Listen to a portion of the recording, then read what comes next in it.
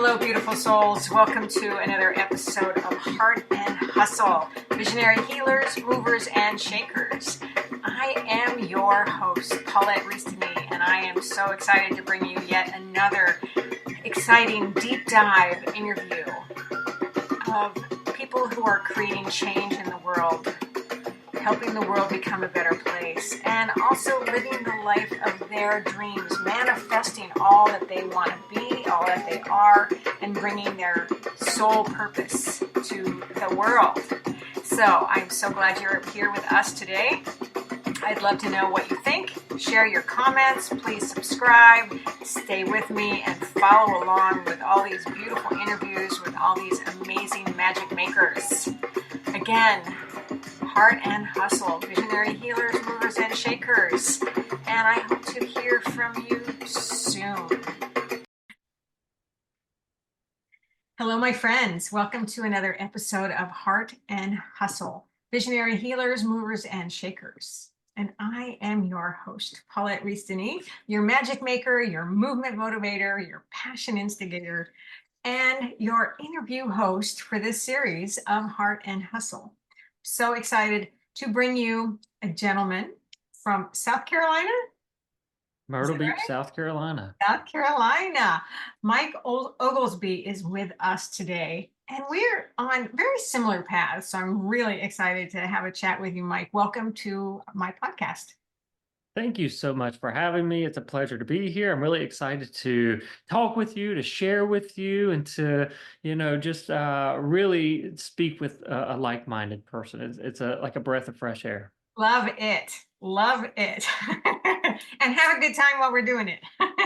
Absolutely. So right on. So I have, well, first of all, I love your Instagram. I was just checking out all your quotes on Instagram. You've got some beautiful, beautiful quotes, and I might pull that up in a little bit and read some of them. But Mike is an acclaimed author. Do you have one of your books with you? I want to see your book.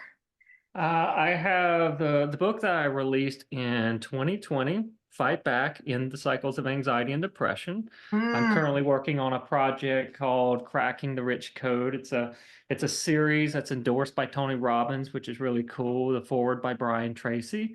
So I'm really excited to be part of that as a co-author. And later this year, I believe it's going to be later this year, and it could possibly be early next year, I've got a book that's going to be released called Bigger Than Fear. And you talk a lot about fear.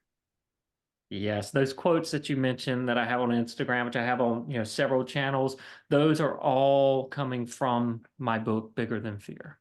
Love it. Love that so much. And I also have written several books. This is my latest book, From Soulless Job to Creative Abundance. So, and working on my next poetry book, but that's a whole nother story. So let me continue with your bio. I got a little sidetracked already. Helping people overcome their fears and mental health struggles since 2011. And you founded Maximize Mind, and you're in Myrtle Beach, South Carolina. So yes, that's my hypnotherapy and coaching practice. Yeah.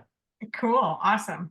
Drawing from his diverse and unique background, Mike has created a powerful, dynamic approach to address the root causes of personal and professional struggles. Love that. See, we're on the same page.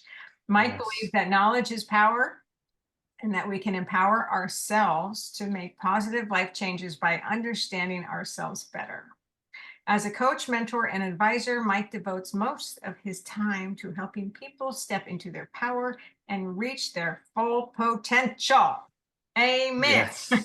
Love it. Love it. Yes. That's what we're here to do. That's right. I love it. So talk to me. So that I just read that little thing. So now tell me about yourself.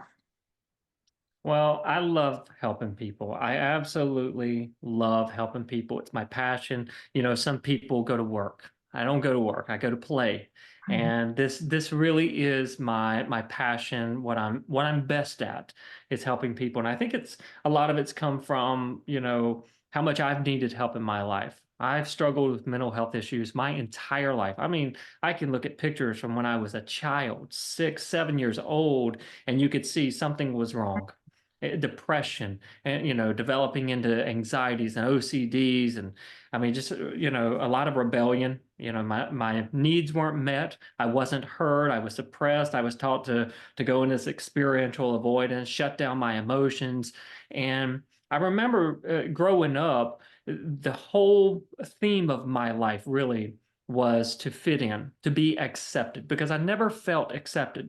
Being the youngest of three boys, I was always the one left out, or mom would say, take your brother with you. And I was always that third wheel. And all I really ever wanted was to be accepted, to fit in, to be involved.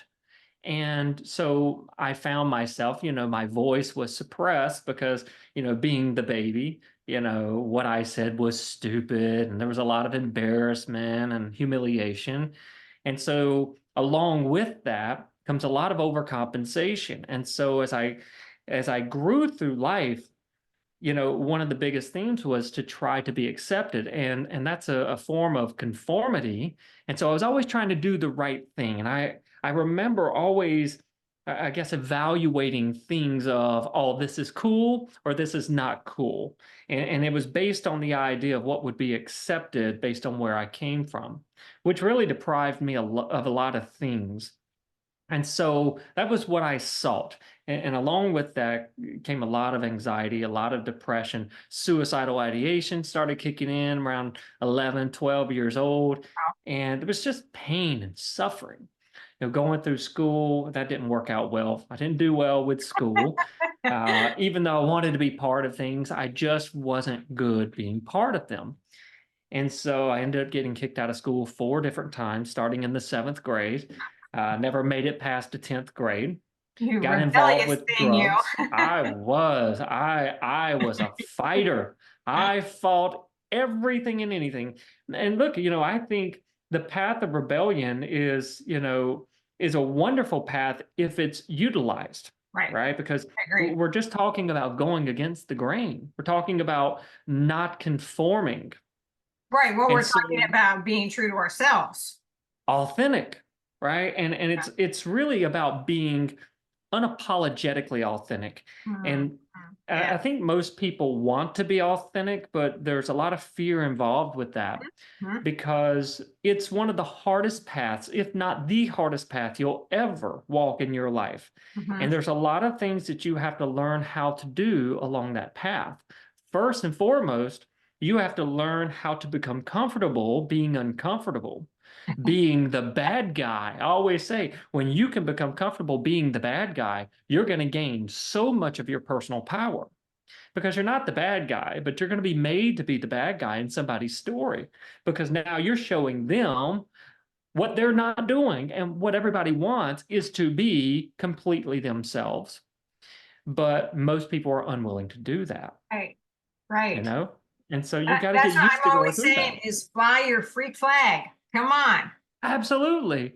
Because I mean, and you don't want to be somebody else. Like everybody strives to be these people they view as great. And the people they view as great are the ones who are different. Yet they will step into conformity trying to be someone who is different. And it doesn't work. It's a direct conflict. And I often say as well, when you conform in that way, that is the ultimate act of betrayal. Because what you're doing, you're trying to avoid rejection, but you are rejecting yourself in the process. Yeah. And it doesn't make any sense, but we don't think about it. We all want to be part of something. Yeah. And, I've always said, we make one big circle and there's room for everybody in that circle. Yes. We need everybody. All of you in your, your freakiness or your rebelliousness or whatever, right? Yes. That's what makes I love us. it. And I am such an advocate and proponent of free will. I don't care if someone's making a bad choice. If that's what they want to do, that's exactly what I want them to do. We get caught up in judgment. Judgment's so big. It's so huge. I mean, look at today's culture. We got cancel culture. We got all this and that. And it's all based on judgment.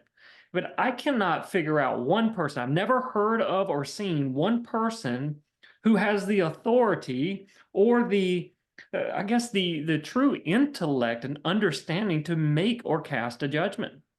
You know, all things are permitted in this system.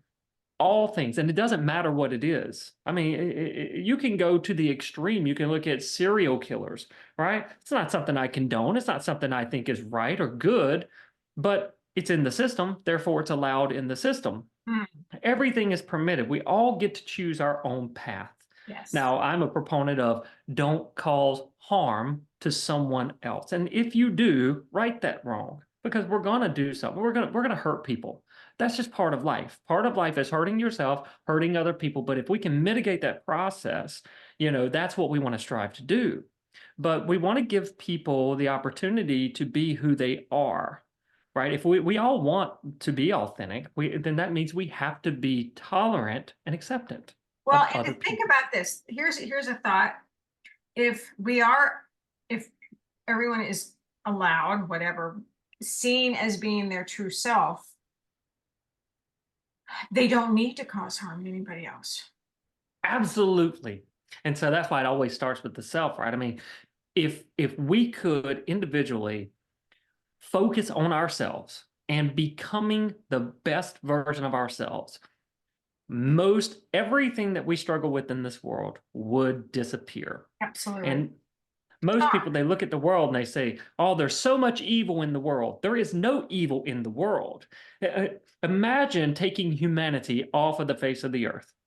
There would be no evil. There would only be nature. There would only be a natural process of evolution and expansion. You put people here, and then we take the that's so bad. evil within us, right? We take the evil within us and we express it in the world.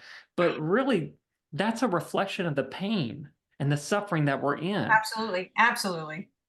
And so if we can go in and we can heal that and pay attention to those parts of ourselves, those shadow parts, those dark parts, and step into them, not run from them. We have a tendency of running because we don't understand the value of pain.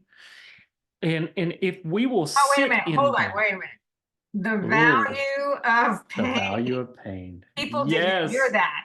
Did you the value hear of that? pain. It's one of our greatest gifts. And you don't hear this very often. It's one of our greatest gifts. Pain is an indicator. It's a symptom. It's not a problem. It can become problematic for you if you don't address what's causing it, but it's a symptom. It's there to let you know when there's a problem. Kind of like if you were to sprain your ankle, what would you experience? Pain, Pain. right? Well, what if you sprained your ankle and didn't experience pain? Well, you'd keep walking on that foot, causing further debilitation. You might even debilitate yourself so much you can never walk on that foot again. And so when you heal the ankle, when you take care of the problem that's causing the pain goes away. Well, See, the and that's pain the had a thing. purpose. That's the thing, though, is like Mhm. fixing what the issue is, not what the result is. Absolutely. And And that's a big deal that's because, why it happens so much now, I see, is yeah, that people are over medicating. They're just trying to get rid of the pain and not the problem, not what's yes. causing it, right?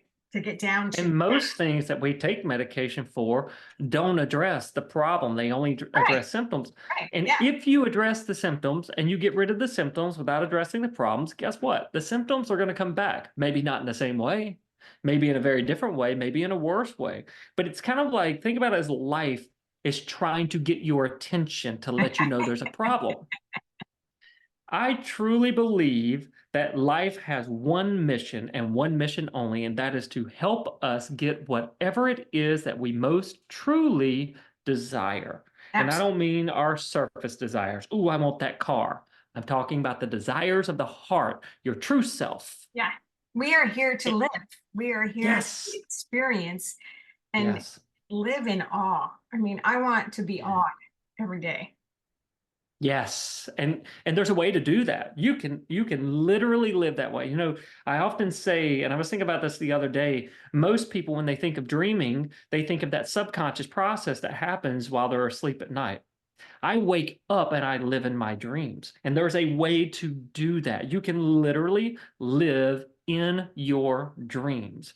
But you have to understand life in a very different way. And Mhm. so I live by the theory and the philosophy that everything in life is a gift.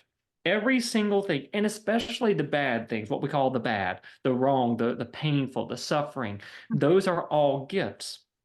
And if we are willing, and it takes, first and foremost, we have to be willing, and most people aren't willing because they're too comfortable in their level of discomfort to go through that intense discomfort of dealing with what's, continuing to propel the discomfort so they can be in greater states of peace and harmony. But if we're willing to step into these things and really look at them and dissect them and sit with them and transform them, because that's the only way you can transform them, and it starts an internal job. It's not an external thing. We start to see this world and we're like, oh, this situation, this circumstance, this condition, this is the cause of my pain and suffering. And so we go out here and we try to change that. And it doesn't change anything but the way it looks. But we still feel the same way. We still have the same experience. We call it a different name. It has a different style to it, but it's the same thing because we're creating it. We are creators. And if we can't believe in our power of creation, I mean, Oh, this is man. our free will in action, right? Choice. Every person, minus a child that has not yet grown to the ability to make their own choices, right? And so they rely on their parents or their caretakers or their environment. But every person that has the intelligence to make their own decisions, if they look at their life, they will see nothing more than a result of where their decisions have led them. Sorry about right? that. Yeah. That's okay. So, any person that looks at their life, they will notice that where they are currently is a product and a result of their choices. Absolutely. Now, doesn't mean we choose everything that comes to us, but here's the really cool part. Though you don't choose everything that comes to you, you do get to choose what you do with it. Absolutely. Yes. Yes. It's very simple. It's not easy. People are so quick to put blame on something else, or it's their fault or it's their thing, and it's like, no, it's your choice. Yeah, You create absolutely. the life you want. You make all the choices. No one else does it for you, even Yes. though And when you sometimes they give blame, say you they give do. your power. Yeah. So I love it. Oh my gosh, this is so good.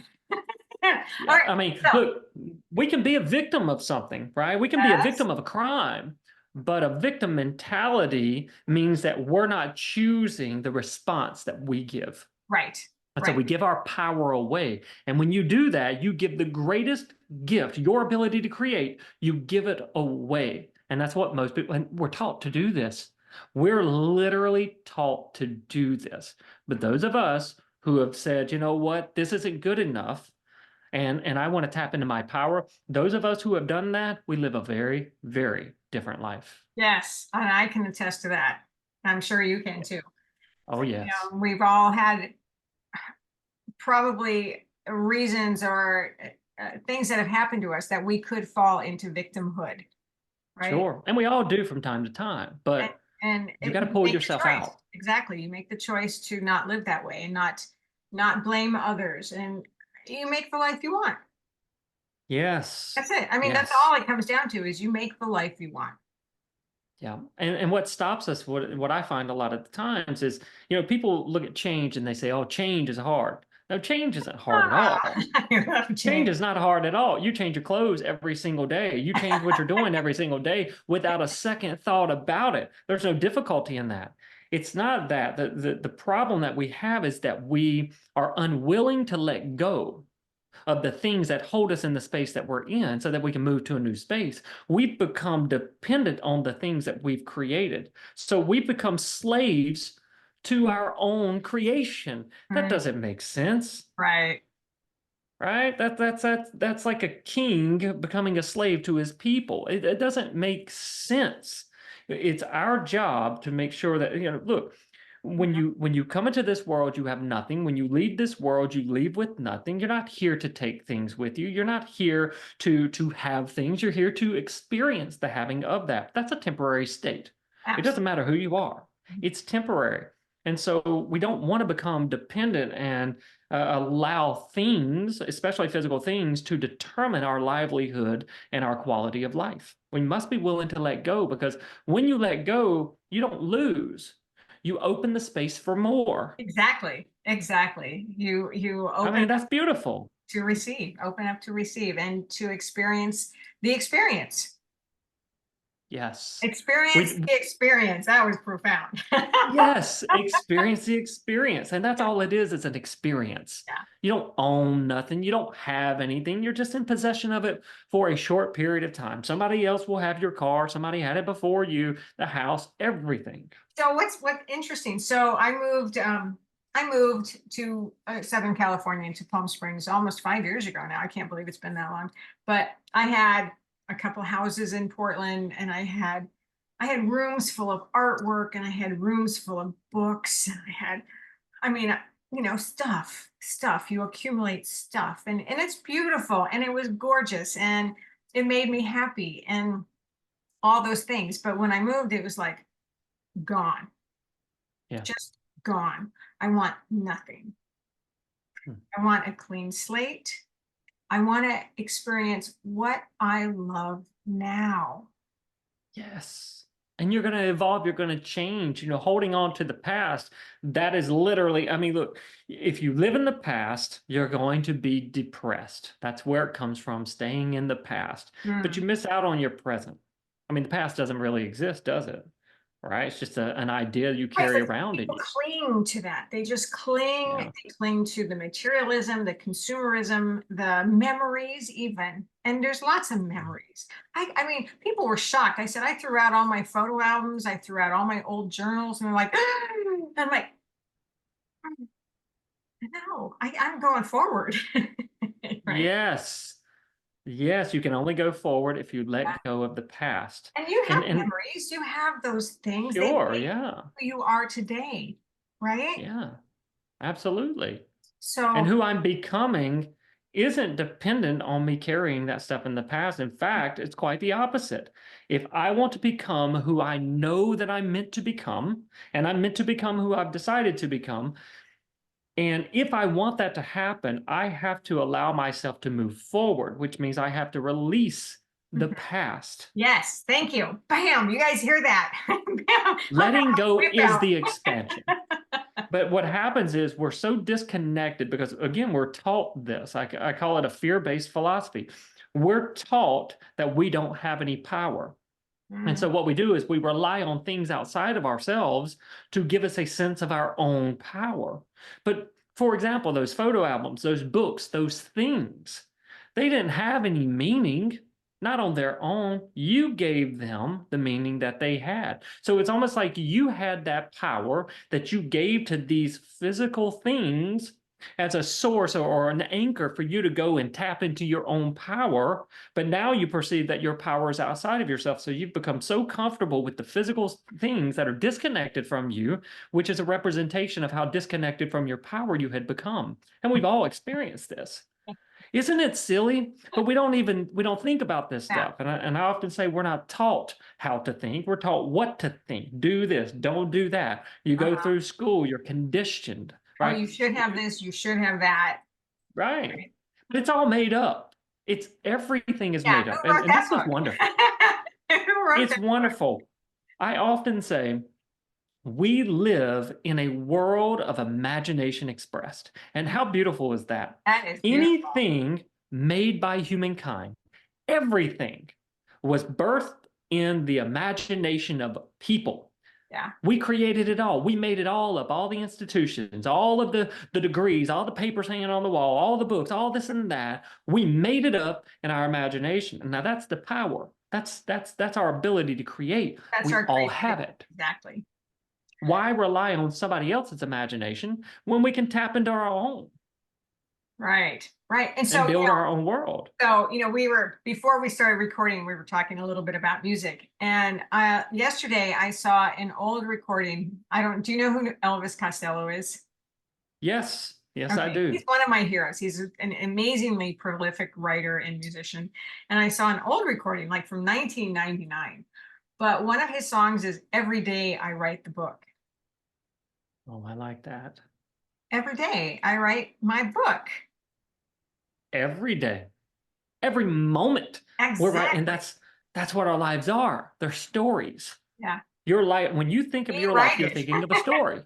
We write it. We're the author. And look, this is when you begin your journey into the awakening state and into the birth of your greatness, if you will, Oh, the it's birth hard to of your understand that. greatness.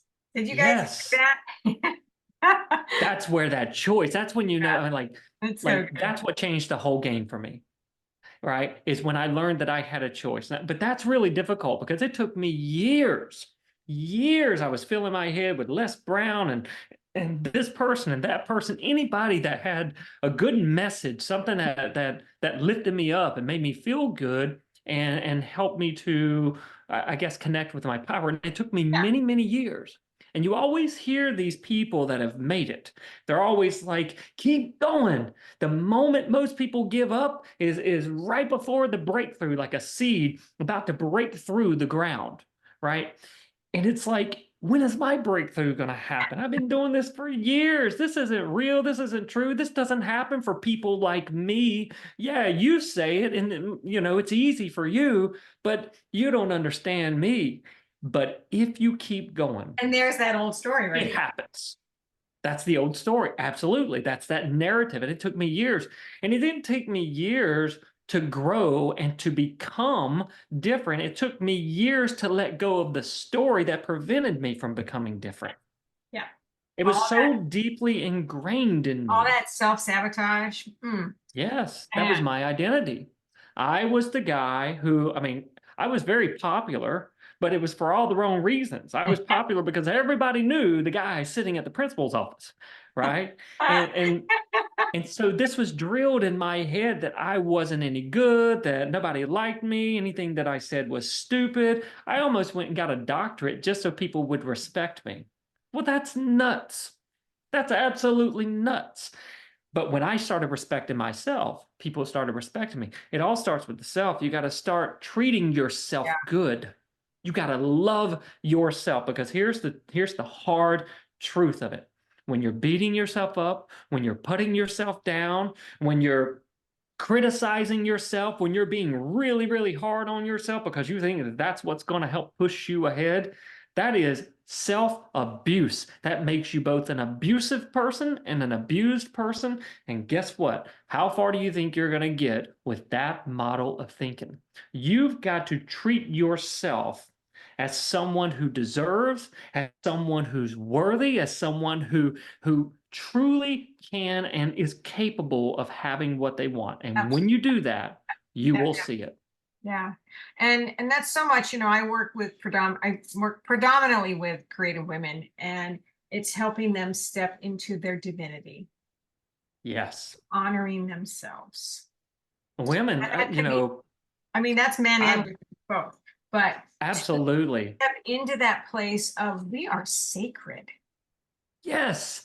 Yes. Like especially younger women in their 20s, because Oh, I find that, women will tend to get their power more so in their 40s and 50s as they get older. I They see. start to realize, right? It's the younger women, and it's because they're drilled in their mind. Oh, you got to look a certain way, you got to be a certain way, and da, da, da, da. They're trying to meet this mold that they've been given. But women are very powerful, and the sooner they step into their power. See, my wife really taught me this. She said, first and foremost, women need to start empowering other women. Yes. And it's like, and see, men, we think differently. We don't think in the same sense. Like a lot of the times, if you upset a man will hurt you. You upset a woman will destroy you. They will, right? They will go after you. They have this mentality of not being good enough because of what they see and what they hear, but it's not true. Yeah. Women are truly the key. They're the greatest gift, in my opinion, to men, right? Words. Men Words. rely on women. The men that go the furthest in life, they typically have a good woman behind them that supports them, that helps them believe in themselves, that lifts them up. And when a woman lifts her man up, he will lift her up and they will rise together. And that unity, that changes the whole game for just about anyone who has that. Mhm. But we have to start lifting each other up. And I do think that women are the key because they're more in touch with that nurturing than men are on average. But what happens with women is they get sucked into that invisible workload of taking care of everybody else except Yeah. themselves. Yeah. So that's my, my focus really in my coaching is to have you step into your power. I mean, everything we've been talking about, but it's us first. It has to be us first. We Has can't to do be. any work, men and women can't do any work if we're not Yeah. connected. I mean that's my belief, body, mind, and spirit, to be spiritually connected, to be bodily connected, physically connected, um, so we can bring the best of ourselves, so we can honor our temple. Our, like I said, we're sacred. Honor our temple so we can honor Yes. you. Absolutely. The greatest gift that you could ever give to the world, and this is for anyone, the greatest gift you could ever give to the world, including the people around you, to your business, to your work, whatever that is the best version of yourself. It is absolutely the best thing and the most important thing you could do. Take care of yourself first. That doesn't mean negate or neglect your responsibilities. Right. If you have a hungry child and you're hungry, you're probably going to want to go ahead and feed your child first because you have the tolerance, you have the ability to go longer periods of time without that, right? So it doesn't mean neglect or negate your responsibilities, but also your number one responsibility is to make sure that you are taken care of so that you can do your work here on earth. You are first. You have to be your first priority in life, then everything else will fall into place because if all these things depend on you, well, then you've got to be able to perform and function effectively. That means you have to take care of yourself. If you neglect yourself, guess what? You're going to be the one who needs the help, and nobody's going to be able to depend on you. It's really simple. It's not easy because we're not taught this. Right. We're taught, I mean, that alone, I mean, It really think can about be that. simple. It can be Can be simple. Yes. It's not easy, but I mean, we're taught this from a very young age. Imagine 4 years old, you're playing with a toy, right? And some other kid comes up and they try to take your toy, you snatch it back. They start crying. They go to your parent or the caretaker and they're, oh, they took this toy. They won't give me the toy. And what does the caretaker do? They come over there and they say, you've been playing with it long enough, give it to them. Well, now you've just learned that their needs, their desires, their wants are more important than yours. Hmm. And we're taught this. Everybody else is more important, which is a devaluation of ourself. Yeah. Our whole life we've been taught this, and it's not true. It's absolutely not true. And it's devastating Hmm. to a child. And it's devastating to any person. Yeah. And then we got a sick world, right? Because people's needs aren't getting met. We have to learn how to take care of ourselves. We have to nurture ourselves, and we And have to only pass we this can do along. that. Only we can do Only it. we can do that, right? And If that's you're the if thing. When it's you start to think, oh, he didn't take good care of me, or he didn't give me this, or she didn't give me this, and it's like, you give it to yourself. Come That's on. right. Once you're out from under your caretaker's wing, you can blame them all you want, but it doesn't change anything. It's your responsibility. Move forward. Move forward. It's your responsibility. Oh, they should have taken care of me. Well, if you're not taking care of you, then why should they take care of you? Why should somebody else do something for you you're not even willing to do for yourself? Okay, so speaking of, I'm segueing here. Speaking of taking care of yourself, what do you do? Not work wise, personal wise. What do you do to take care of yourself? Oh, I have a huge routine. I bet you do. My biggest thing is morning times. It is not unusual for me to spend 3 hours on myself every single morning. Yay. I start the day with myself and I end the day with myself. So I get up, I drink a full glass of water. I want to take care of my body. This is my vehicle. It's important to me, right? And so when you appreciate something, you take care of it, right? Like when you think about the most valuable object that you have, you take care of that. Well, my body is very valuable to me because this is my temple, It's all we got. right? I want to live for a very long time, and I want to live in a healthy body. So I take care of my body. So I get up and I go and I drink my water. I'll take my supplements, whatever I take. I like to take nootropics and things like that. I just really have found that I love the experience of taking certain types of supplementations. And so I'll take my supplements and then I'll go meditate for 25 minutes. And then right after that, this is one of the highlights of my day. I do a 20-minute gratefulness visualization practice. Now, the visualization practice, it's typically taught that, when you visualize yourself at the very end result, living in what you're wanting to create. Mhm. Now, the purpose of that, kind of like a vision board, is to stimulate a certain level of excitement or gratefulness or whatever that feeling of attaining that is going to create. So what I do is I jump into that and I start gathering that gratefulness energy and I sit in that energy for 20 minutes and I pump myself up and I'm like, oh, thing. And I mean, I'm going full in here, you know what I mean? And I'm just really building it up and I'm so grateful. Sometimes I'm crying and I'm like, oh, thank you, thank you, thank you. And so I'll sit in that for 20 minutes. That is one of the most effective practices I have ever done in my life. I do it for 20 minutes every single morning, and it has drastically changed my life. And so earlier I said, I live in my dreams. This is one of the ways that I'm able to live in my dreams because there's two primary ways that we program the subconscious mind. One is through repetition, but the second is through high emotionally charged experiences. And so when I'm sitting in all that gratefulness, I mean, it is an explosion of energy. I get all hot and stuff. It's a lot of energy I'm pushing. And so that's a way of installing this expectation of having the things that I desire. Now, when it comes to manifesting things, you don't hang on to it. You have to release it and let life bring it to you how life is going to bring it to you. And you really don't care how it happens. You really only care that it does. So this is my way of just, programming myself, sitting in that expectation and living in my dreams. And it works magnificently well. Once I do that, I typically will work out or exercise. I do that for, 5 days a week. And then I kind of just get on with whatever it is that I'm going to do for that day, whether it's working on some things for myself. Maybe I'm going to do some introspection. Maybe I'm going to break some certain parts of my life down and decide what is it that I really want in this part of my life, if there's some clarity that I'm wanting to gain. So that's how I start my day. And that practice, can last up to 3 hours sometimes.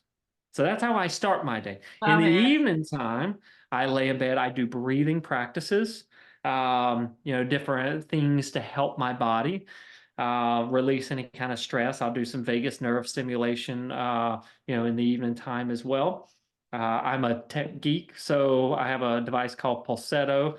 It's not something that, I sponsor or anything like that. I have no affiliation with them, but I really enjoy their product. It's a little device that goes around the neck and stimulates the vagus nerve. So I really enjoyed that. It builds your resistance to stress and stuff like that. And in the evening time, as I'm laying down in bed before I go to sleep, I do a very, I guess, shortened version of my gratefulness. I think, whatever it is, myself, God, Creator, whatever it is that it is there for the day, and I reflect back on all the good things and any kind of choices that I would like to change moving forward, and just kind of evaluate myself and my day. So that's my self-care practice. That's a beautiful practice. It's very similar to myself and what I teach as well.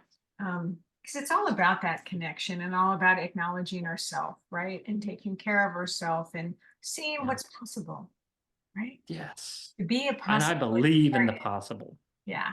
To I be a believe in just about possibilitarian. anything. Yeah. So Yes. good. And that's Yeah. where it starts, right? If you don't believe in the possibility, then you're not going to act on that. I Yeah. believe in the possibility. I don't have to see it.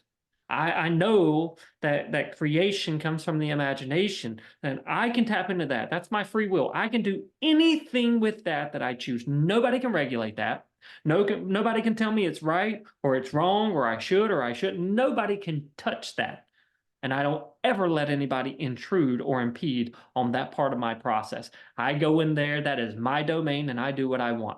I believe in the My possibility domain. of anything. Yes. Bam. Yes. So good. Oh, Mike, you're amazing. So fun. What a great conversation. Wow. Yes. And great to hear what you do for yourself. Great to hear the work you're bringing to the world and the books that you brought already and you're writing. And so good. It's so good.